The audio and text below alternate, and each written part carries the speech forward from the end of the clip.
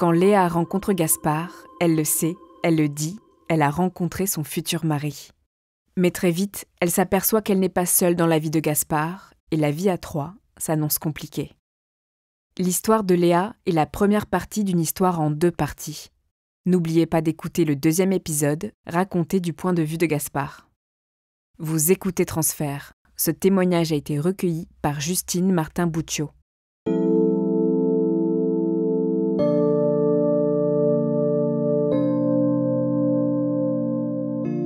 En 2018, j'ai 28 ans. Je suis serveuse dans un café. C'est un restaurant le midi, puis il y a beaucoup de concerts le soir. Donc je suis serveuse le midi et puis le soir aussi, je suis au bar. Un soir, on accueille un groupe avec une contrebasse, un piano et un accordéon. 3 mecs assez jeunes qui viennent jouer. Donc, le concert se passe, tout le monde joue un peu, tout le monde chante un peu. Gaspard, l'accordéoniste de ce groupe, il joue de la musique et puis les gens chantent par-dessus. Moi, je suis derrière le bar, je fais ma vaisselle et je regarde la scène en me disant c'est quand même chouette ce qui est en train de se passer. J'envoie un texto à ma copine en rigolant, mais sans trop rigoler, en disant bon bah ça y est, je crois que j'ai trouvé mon futur mari. Je fais croire qu'on a un petit carnet noir, un répertoire des musiciens, où on note le numéro de tous les musiciens qui jouent au café, ce qui est faux, mais je me sers de cette excuse-là pour prendre son numéro. Et ce soir-là, ça se termine comme ça. Je lui écris un message, puis un deuxième. Je suis peut-être allée jusqu'au 3e et il me répond pas. Donc je me dis que je me suis un peu plantée, que ce sera sûrement pas mon futur mari. Et puis 1 mois après, il revient au café. Je lui demande pourquoi il n'a pas répondu sur le ton de l'humour sans être trop insistante. Et il me dit que je ne l'ai jamais écrit. Et on se rend compte qu'il y a un chiffre qui est erroné dans le numéro qu'il m'a donné. Et on revit une 2e soirée comme la première, où je travaille encore, et la soirée se termine encore en chanson. Il me raccompagne à la fin de la soirée, il y a un client qui vient avec nous, et on n'arrive pas à lui dire de s'en aller, et ça commence comme ça. On a quelques mois ensemble, on se fréquente avant l'été, puisqu'à partir de août, il part vivre 1 an à Londres. Et on se pose la question, est-ce que ça vaut le coup de commencer une relation à distance? Puis en fait, la question se pose finalement pas, c'est évident. 1 fois par mois, je vais à Londres ou il vient à Paris et on passe à chaque fois un grand week-end ou une semaine ensemble. Nous, on se voit dans sa coloc à Londres ou dans mon petit studio à Paris. C'est une année qui se passe très très bien et qui fait dire que en fait, la relation marche très bien et que ça vaut le coup de la continuer. Il rentre à Paris en juin 2019. Il a plus d'appart, donc il vient vivre dans mon petit studio. Donc on fait quelques mois à 2 et ensuite on trouve un plus grand appartement en septembre-octobre. Et il a un chat, il est beige avec les pattes noires. Il est gros, c'est assez impressionnant et il me dit qu'il miaule beaucoup. Et il me demande si il peut ramener le chat, et évidemment oui. Moi, j'ai toujours vécu avec des chats, donc ça me pose aucun problème d'accueillir ce chat dans un plus grand appartement que le petit studio, pour le coup, où c'était impossible d'avoir le chat. C'est un appartement très haut de plafond, et c'est un cube de 5 mètres sur 10, donc c'est un très grand studio qui est séparé au fond par une verrière qui n'a pas de porte. Et donc derrière la verrière, il y a ce qu'on appelle une chambre. En tout cas, on peut mettre un matelas par terre pour faire chambre. Très vite, le chat s'avère être finalement un peu imposant. Il miaule beaucoup. Il demande beaucoup d'attention. Il commence à nous réveiller la nuit. 2-3 fois par nuit, il a des crises d'angoisse où il miaule perdu au milieu de la pièce. Et donc il faut se relever pour l'appeler pour qu'il vienne. Il gratte parfois sur les vitres, donc ça ne faut pas être cardiaque parce qu'il, comme dans les films d'horreur, il prend ses griffes et il les agite sur les vitres, donc sur la verrière qui sépare notre chambre du salon. Et donc ça crisse. Il s'endort au milieu de nous, la tête dans la tête de son maître et le reste, il m'écrase la tête avec son corps. Donc entre nos 2 oreillers, soit entre nous, étalé sur le lit. Et un chat de 10 kilos, c'est quand même costaud, donc ça prend quand même beaucoup de place. Gaspard le pousse pas particulièrement, sauf quand j'ai ça m'empêche de dormir quand même. Mais c'est assez naturel ou normal pour lui d'avoir un chat aussi présent et qui prend beaucoup de place en fait finalement Dans cette relation naissante, il en fait partie. Le confinement arrive en mars 2020.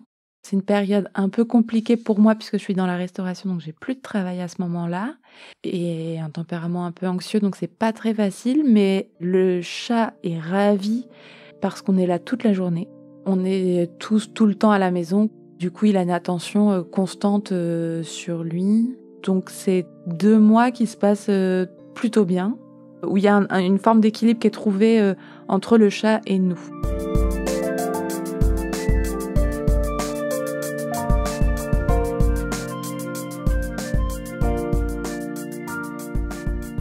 Après le confinement, donc en 2020, la vie reprend. Gaspard part en déplacement de temps en temps. Et là, le chat part totalement en vrille. Et il m'attaque à plusieurs reprises. Une première fois, je suis assise sur le canapé. Mon dos est dans le vide. De nulle part, sans que je vois rien venir, le chat me saute dessus, donc par derrière, s'accroche à ma tête et s'agrippe là où il peut, donc globalement autour de mes yeux, sur mon nez, et je me retrouve avec un genre de casque chat hyper violent, avec des griffes sur mon visage, et je ne comprends pas ce qui m'arrive. C'est très rapide, c'est très surprenant. Je ne bouge pas du tout. Je pense que je suis un peu scotchée aussi de ce qui se passe, et je dois secouer un tout petit peu la tête comme pour faire tomber quelque chose. Et il s'en va. Après cette attaque, il va se cacher, comme s'il sait qu'il a fait quand même une bêtise, et il est speed, donc il est quand même un peu nerveux. Je me dis qu'il faut pas que je l'énerve davantage, donc je reste calme. Puis je reste patiente jusqu'à ce que Gaspard rentre pour lui raconter que ce chat est fou et qu'il va peut-être falloir commencer à trouver une solution pour qu'on puisse vivre en harmonie tous les 3. Et on trouve pas trop. Et donc la vie reprend avec une discussion qui a mené à rien finalement il m'a attaqué, faut plus que ça se reproduise. Mais évidemment, ça se reproduit une deuxième fois où je suis à la fenêtre avec ma mère au téléphone et même scène, sans que je vois rien venir, le chat me saute dessus et là sur le dos, il s'agrippe à moi et donc me plante ses ongles dans le dos. Donc je suis avec ma mère, je veux pas crier pour pas qu'elle s'inquiète. Donc je dis rien, je secoue le dos pour faire tomber le chat. Je suis hyper en colère parce que c'est la deuxième fois et je raccroche et je me dis c'est quand même pas possible de se faire attaquer comme ça chez soi alors que je suis à la fenêtre tranquillement au téléphone. J'attends que Gaspard rentre et puis on reparle du fait que c'est quand même pas possible d'avoir un chat qui m'attaque à ce point-là. Bon, la discussion est tout aussi gentille mais stérile et bienveillante, mais bon, ça donne pas grand-chose. Et puis, moi, j'ose absolument pas mettre d'ultimatum ou en tout cas commencer à poser la question comment on fait vraiment? Je commence à dire que je ne peux plus rester seule longtemps avec le chat parce que j'en ai peur. Et en tout cas, commence à naître le sentiment que quand je vais rentrer chez moi et qu'il y aura le chat, ça va être compliqué. Je vois une psy et puis on commence à beaucoup parler dans nos séances de ce chat, ce qui me rend aussi beaucoup en colère de dépenser 70 € à chaque fois pour parler de ce chat. Elle prend pas ça très au sérieux au début, puis elle finit par prendre ça au sérieux et à me dire que peut-être il y a une relation fusionnelle entre donc Gaspard et son chat, peut-être parce que ce chat, c'était un chat qu'il avait eu avec son ex. Et en fait, très vite, elle abandonne l'hypothèse parce que on voit souvent donc cette ex qui est devenue une copine. C'est pas le moyen qu'ils ont en commun de se voir, elle le garde pas, il y a pas d'échange particulier autour de ce chat. Et puis en fait, ce que je comprends, parce qu'on en parle beaucoup avec Gaspard, c'est comme un engagement qu'il a pris. Il me dit souvent que s'il abandonne ce chat, il pourra jamais avoir d'enfant, c'est comme un contrat qu'il a passé, il faut s'en occuper, il faut bien s'en occuper, et peu importe comment il est, il faut aller au bout. Donc je pense que c'est plutôt quelque chose qui est dans sa tête plutôt que de l'ordre de la relation passée, j'en suis assez convaincue aussi. On se dit que ce serait bien de pouvoir faire garder le chat pour qu'on puisse aller en vacances, qu'on puisse aller en week-end. Alors, il est d'abord gardé chez l'ex de Gaspard, qui a un nouveau compagnon. Ça se passe mal puisqu'il attaque le nouveau compagnon au bras et il dit qu'il ne veut plus jamais le garder. Donc, on perd cette possibilité de faire garder le chat chez ce couple. Ensuite, à Noël, On le fait garder à Clichy chez une copine qui a l'habitude des chats. Et ça se passe extrêmement mal puisqu'il l'attaque et il la griffe sur l'avant-bras suffisamment fort pour qu'elle ait une grosse plaie ouverte sur l'avant-bras. Elle devait le garder 1 semaine. Elle m'appelle au bout de 3 jours en me disant qu'il faut que je vienne récupérer ce chat qui est complètement fou et qui l'a attaqué. Quand elle m'appelle, je suis hyper en colère de devoir arrêter mes vacances pour me taper un aller-retour à Clichy, aller chercher ce chat.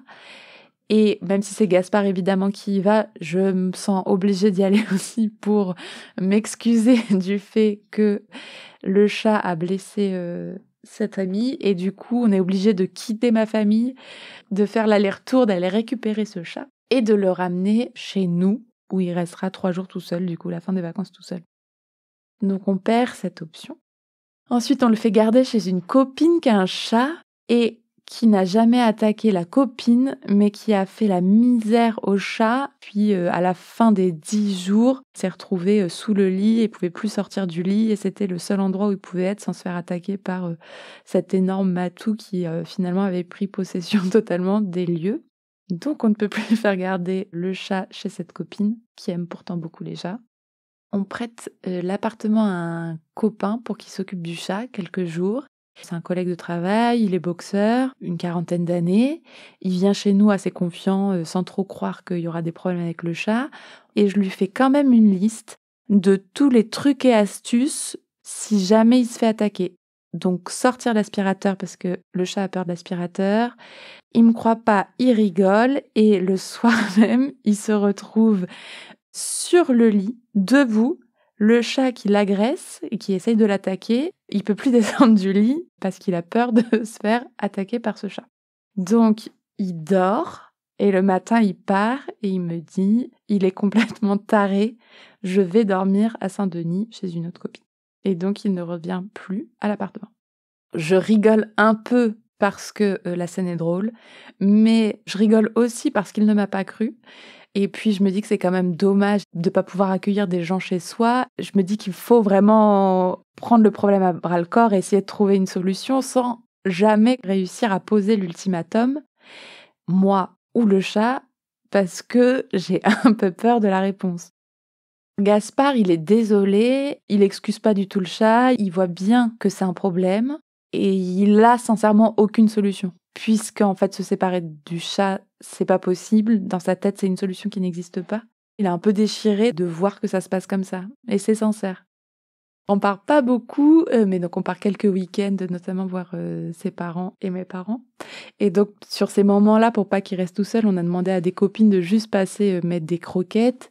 Et en fait, ça se passe souvent pas bien, puisque il attaque, alors pas à gros crocs, mais des coups de patte, des petits coups de griffe dans les chevilles des gens qui viennent. Et donc, mes différentes copines veulent bien venir mettre des croquettes et repartir, mais personne ne veut passer du temps avec ce chat. Et quelque part, toutes ces attaques sur les autres personnes me font dire que le problème vient pas que de moi et qu'il y a sûrement un problème plus grand, soit entre la relation entre Gaspard et son chat, soit le chat lui-même qui a un trouble quelconque et que c'est pas moi non plus que de la jalousie envers moi et moi qui crée ce comportement complètement agressif à l'égard des humains. Gaspard en conclut qu'on pourra plus jamais partir en vacances. Donc je me dis qu'il faut quand même trouver une autre solution. Et je vois qu'il existe des sites où les gens n'ont pas de chat, mais veulent bien en garder, donc faire du cat-sitting sans être rémunérés. Donc vraiment un truc de passion pour les chats. Donc je propose à Gaspard qu'on fasse garder le chat quelques jours quand on est à Paris. Et si ça se passe bien, eh ben merveilleux, les prochaines vacances, on pourra faire garder le chat et tout se passera bien, et voilà. On contacte par internet un couple qui est d'accord pour prendre le chat. On les prévient quand même que le chat est un peu intense, qu'il miaule beaucoup, etc. Et comme à chaque fois, les gens qui n'ont pas été confrontés à ce chat n'y croient pas et disent qu'il n'y a aucun souci, que eux savent y faire. Et donc, ils acceptent de prendre ce chat. On emmène le chat un soir, en fin d'après-midi, avec le sentiment qu'on a peut-être enfin trouvé une solution. On est ravis, on passe un quart d'heure chez eux, on discute un peu. Le chat s'habitue à leur présence et au bout de 20 minutes, au revoir, à dans 3 jours, on les laisse avec un paquet de croquettes et puis de la litière et voilà. On rentre chez nous, comme après avoir déposé un enfant à la garderie ou dans une colo, on est libre, on s'achète à manger sur le chemin et on s'installe chez nous, heureux, en se disant qu'on a peut-être vraiment trouvé la solution. Alors on commence le dîner, on regarde un film, on est super bien. Et 4 heures plus tard, vers 21h, le téléphone sonne. Et donc c'est le fameux couple, donc la fille, qui appelle Gaspard et qui lui dit que le chat a attaqué son mec, que son mec est paniqué, enfermé dans la chambre, qu'il n'ose plus sortir, et que du coup, il faut absolument qu'on aille le chercher et qu'on est complètement fou. Bon. Donc un peu déçu. Et donc on récupère le chat, on se fait accueillir hyper mal par la fille. Elle nous dit qu'on aurait pu prévenir, ce qu'on a essayé de faire, mais on n'essaye pas du tout de se justifier. Nous, on s'excuse platement et elle est très en colère, ce que je comprends. Son mec est tétanisé dans la chambre parce qu'il s'est fait agresser, ce que je comprends aussi. Et donc, on fait pas trop de vagues, on s'excuse, on récupère le chat. Et donc là, on rentre lourd dans le métro avec notre gros boulet de chat sous le bras en se disant qu'on n'a vraiment plus aucune solution pour le faire garder. Et alors, il y a l'incident majeur qui fait avancer quand même la situation. Gaspard est en déplacement, donc je sais que ça va être pénible d'être la semaine avec ce chat.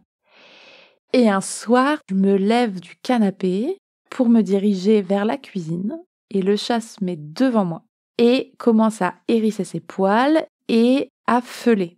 J'ai super peur parce que je comprends pas d'où ça vient et je le regarde et je me dis bon, ça va peut-être passer. Donc je fais un pas en arrière pour pas l'énerver et il avance. Et à chaque fois que je fais un pas en arrière, le chat avance, toujours en feulant. Je comprends qu'il est donc très en colère, ou en tout cas agressif, et qu'il est prêt à attaquer, et il est très gros. Donc je continue à reculer parce que j'ai peur qu'il attaque. Et donc, à un moment, je me retrouve acculée contre la porte d'entrée avec le chat qui feule, et je me dis, il n'y a pas trop d'autres solutions, donc j'ouvre la porte, je me faufile toujours en restant face à lui, j'attrape mes clés, et je claque la porte. Et là, il est 23h, je me retrouve en pyjama sur mon palier, à plus pouvoir rentrer parce que le chat m'a mis dehors. J'ai peur, j'ai le cœur qui bat très très vite et je sais pas quoi faire.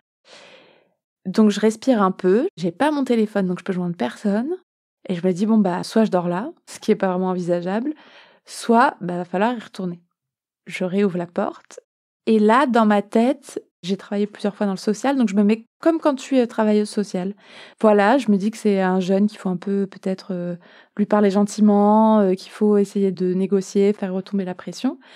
Donc je rentre et puis je m'agenouille et puis je lui parle hyper gentiment en lui disant « Eh ben mon tout petit !» Voilà, donc je prends sur moi. Je fais ça, ça marche. Il arrête de vouloir m'attaquer.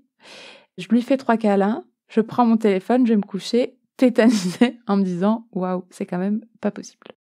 Quand je suis dans mon lit, il vient sur moi faire des câlins et ronronner. Donc il m'écrase, donc il dort sur ma tête, vraiment sur ma tête. Donc il faut tourner la tête pour pas être étouffé. Mais il est quelque part dominant ou rassuré d'avoir une présence qui ne peut pas bouger. Donc là, il est content. Et il attaque jamais quand on est dans le lit. Je me dis que ça y est, on va y arriver à l'ultimatum, que c'est pas possible de vivre comme ça.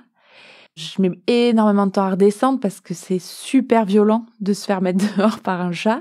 Je me rends compte du ridicule de la situation de se faire maltraiter par un chat et en même temps c'est tellement violent que je suis apeurée et que je me retrouve à caresser ce chat que là présentement je déteste parce qu'il m'a mis dehors et je suis obligée d'être gentille avec lui pour pas qu'il m'agresse.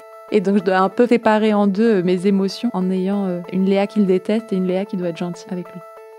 Après cette attaque, on parle un peu plus franchement des choses et du fait qu'il faut qu'on trouve une réelle solution, qu'il va falloir peut-être pas choisir entre moi et le chat. Bon, j'essaie de trouver des mots un peu neutres et finalement, très triste, Gaspard me dit que si c'est comme ça, il va déménager avec le chat. Donc je me rends compte qu'en fait, on est quand même sur un niveau assez intense de fusion et que c'est comme ça que ça va se passer. Que si on ne trouve pas une solution pour vivre tous les 3, on va devoir habiter dans 2 appartements différents.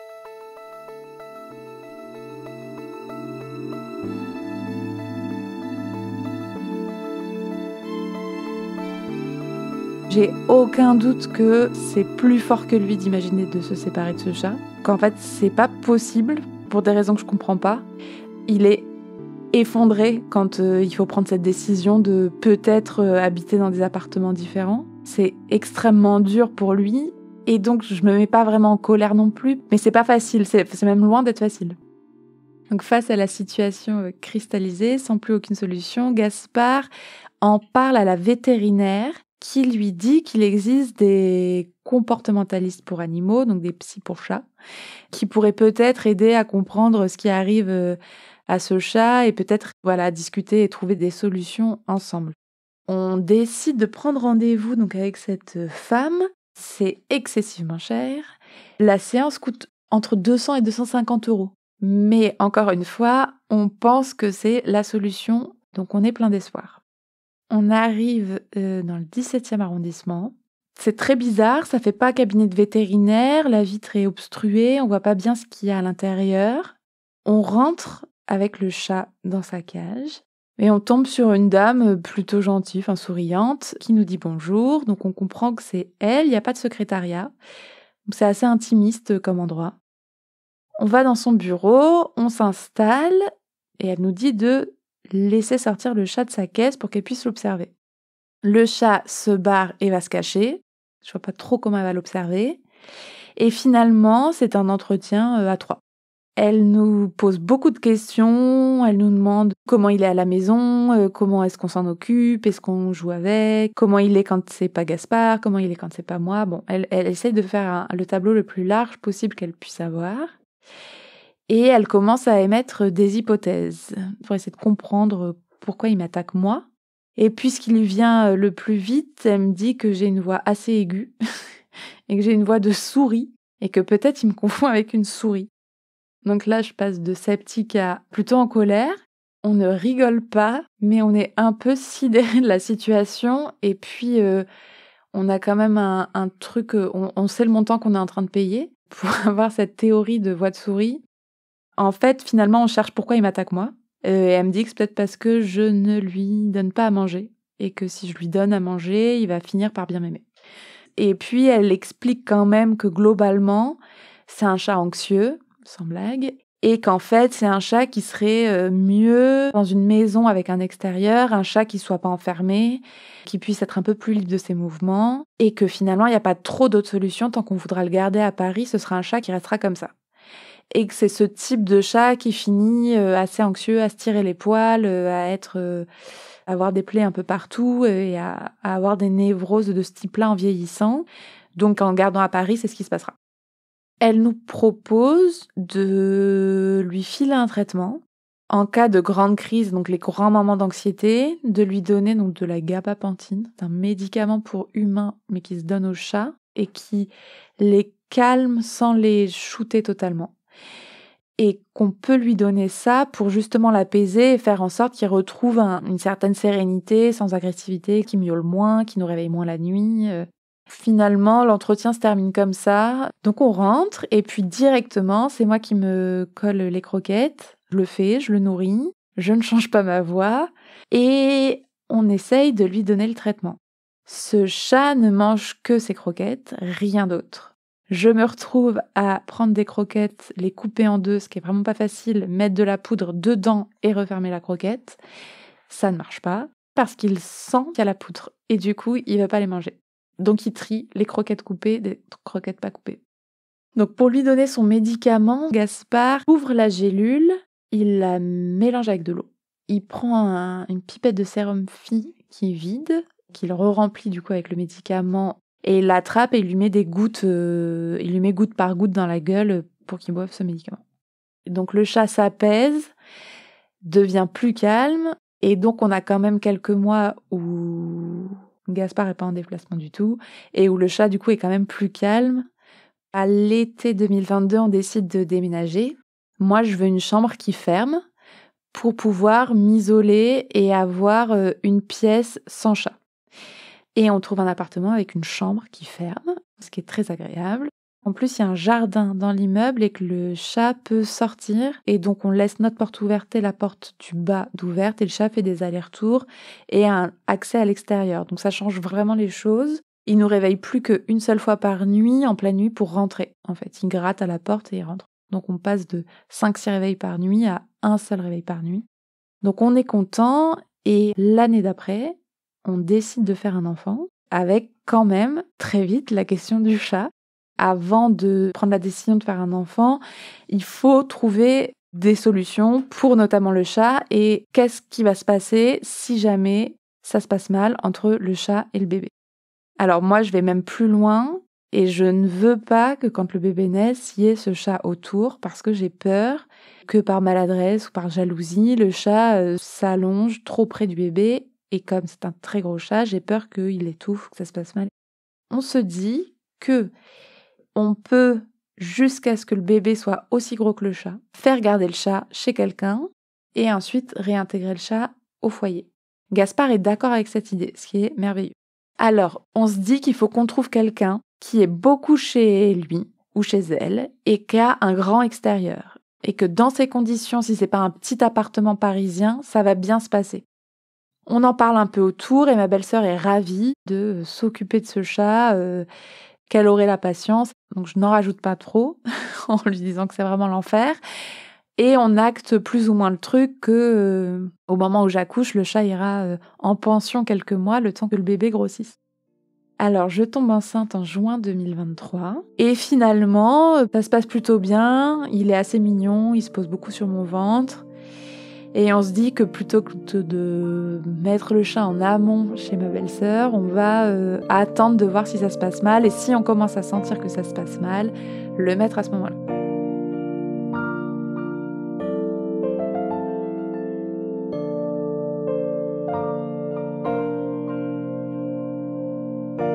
En mars 2024, notre petite fille naît et le chat est toujours dans l'appartement. Il y a une sorte de cohabitation qui se passe finalement, donc plutôt bien. Le chat est habitué à pas aller dans le berceau, donc il y va pas. Il a peur quand elle pleure, donc il se cache beaucoup, donc il n'est pas très présent. Et quand il l'approche juste pour la sentir et il se demande ce que c'est, mais sans aucune marque d'agressivité. Donc finalement, l'idée de le mettre en pension, l'idée s'écarte totalement. Et on décide du coup d'habiter tous les 4 puisqu'il n'y a pas de danger présentement. Les mois passent, ça se passe plutôt bien. La petite grandit. Quand elle commence à faire du 4 pattes, elle lui court après. Il l'aime moins, mais finalement on y arrive. Et puis on se retrouve quand même dans une situation où on ne parle plus du chat, mais ça reste un enfer. C'est-à-dire que le chat jaloux fait ses besoins sur le tapis de la petite tous les jours. Donc tous les jours, il faut laver le tapis. Donc là, la petite fait ses nuits depuis un moment, mais donc le chat nous réveille à nouveau. Là, on est sur 3 fois par nuit à peu près. Il a compris qu'en allant miauler dans la chambre de la petite, on se réveillait plus rapidement. Donc il miaule au pied de son lit pour qu'on vienne le chercher et qu'il arrête de miauler parce que sinon il réveille la petite. C'est un chat quand on s'assoit en télétravail, donc moi je m'assois sur le canapé, il a besoin d'être collé, donc il se met sur les avant-bras. Donc je me retrouve là, en rédigeant mon mémoire, à taper sur mon ordinateur avec un chat de 8 kilos sur mes avant-bras, et donc à chaque lettre, le chat se secoue, il ronronne parce qu'il aime bien ça. Mais moi, au bout d'une ou 2 pages, je peux plus écrire parce que c'est hyper fatigant d'avoir 8 kilos à bout d'avant-bras. Il fait quelque chose d'assez particulier, il prend ses douches avec nous. Donc c'est-à-dire que quand Gaspard est sous la douche, le chat va sous la douche. Et quand Gaspard est en déplacement, c'est avec moi qu'il le fait. Donc je prends ma douche et d'un coup, il y a le chat qui arrive, qui se met à mes pieds, qui me tourne autour, qui ressort, qui revient. Et quand on sort de la douche, systématiquement, il faut lui laisser un filet d'eau. Et donc, il va dessous et il finit, lui, tout seul de prendre sa douche en se lavant. Donc, vraiment, il se lèche, il fait sa toilette avec l'eau de la douche. Et quand il a fini, il sort. Comme les chiens, il s'ébouriffe. Il en fout partout. Et ensuite, il faut lui couper l'eau. Et donc, ça, c'est quotidien. Le soir, quand il veut sortir pour avoir accès à la cour, il est terrorisé par la lumière et par le bruit. Donc il n'arrive pas à descendre tout seul les 3 étages qui le séparent de la porte de l'extérieur. Et donc il miaule à plus en pouvoir devant la porte de notre appartement pour que on le prenne et qu'on descende les marches avec lui. Donc tous les soirs, il faut descendre les 3 étages, lui dire « Allez, viens, allez, tu peux le faire ». Hop, et on descend les 3 étages. Et ensuite, quand il arrive enfin devant la porte de la cour, il sort et donc là, il vit sa meilleure vie. 1 heure, 2 heures, 3 heures, on peut remonter, on ferme la porte et dans la nuit, une fois dans la nuit, il gratte pour rentrer. Toutes les nuits, le chat miaule quand il est perdu, quand il se perd dans l'appartement et il nous réveille entre 2 et 5-6 fois par nuit en fonction de l'état dans lequel il est. Dès qu'on se lève, il miaule pour avoir de l'attention, donc il faut se baisser, le caresser. Quand il veut manger, il faut s'approcher pour manger des croquettes avec lui, donc s'abaisser, le caresser pour qu'il mange ses croquettes. Quand on est au téléphone ou en Zoom ou en télétravail, il se met à côté à nos pieds et il miaule en continu. En fait, de toute façon, il miaule en continu. Donc, moi, je dis qu'il me crie dessus tout le temps. Donc, il n'y a plus trop de solutions à cette situation. Il faut juste la subir et attendre. Mais il y a donc l'ex de Gaspard qui parle de peut-être aller s'installer à la campagne, ou en tout cas pas à Paris, dans une maison avec un jardin avec son nouveau mec. Et dans ces cas-là, elle m'a promis que si elle partait, parce que c'est leur chat à tous les deux, donc ce serait elle qui récupérerait le chat pour les prochaines années. Alors ça, c'est mon seul espoir, j'espère à court terme. Et sinon, je pense qu'il n'y a plus de solution à part se dire que c'est une épreuve que la vie m'a envoyée. Autant avant, j'arrivais à dire les choses de manière assez neutre et à prendre en compte la sensibilité de tout le monde. Maintenant, je le dis, je l'aime pas, ce chat, et il me fait vivre un enfer. Et on cherche plus de solution. Je pense que c'est ma croix.